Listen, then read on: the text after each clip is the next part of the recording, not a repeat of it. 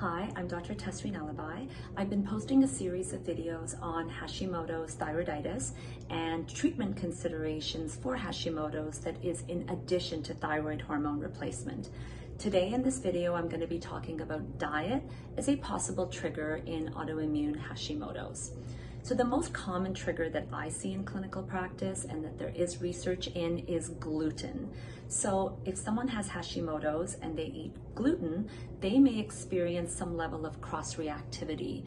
And so this may lead to a worsening of symptoms. So some of the more common symptoms that we may see is a worsening of fatigue or a worsening of brain fog and balance issues, feeling off balance. So people with Hashimoto's may feel better following either a low gluten diet or a gluten-free diet, and it may also be beneficial in the long-term management of Hashimoto's.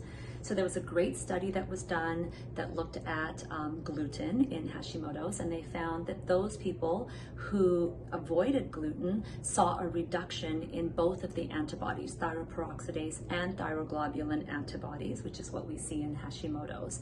And so this resulted in reduced inflammation in the body and therefore an improvement in their symptoms.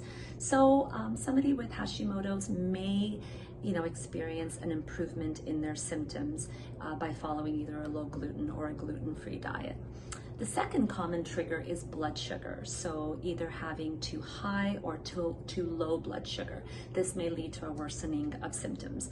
So in my practice, I'm always talking to my patients that come in with Hashimoto's about the importance of eating well and balancing their blood sugar, so following proper dietary guidelines, avoiding processed sugars and simple sugars, and testing their blood sugar. And I may use supplements or I may use medications to balance and optimize their blood sugar, and many patients will report an improvement of symptoms when they balance their blood sugar. So again, the goal in Hashimoto's is to reduce flares.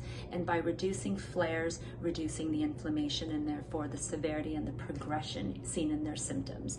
So if you have Hashimoto's, if you've been diagnosed, consider a gluten-free or low gluten diet, eat a balanced diet in protein, vegetables, processed carbs, balance your blood sugar, and look at the role that diet may play in the management of Hashimoto's in addition to, as I said, thyroid hormone replacement. Thank you.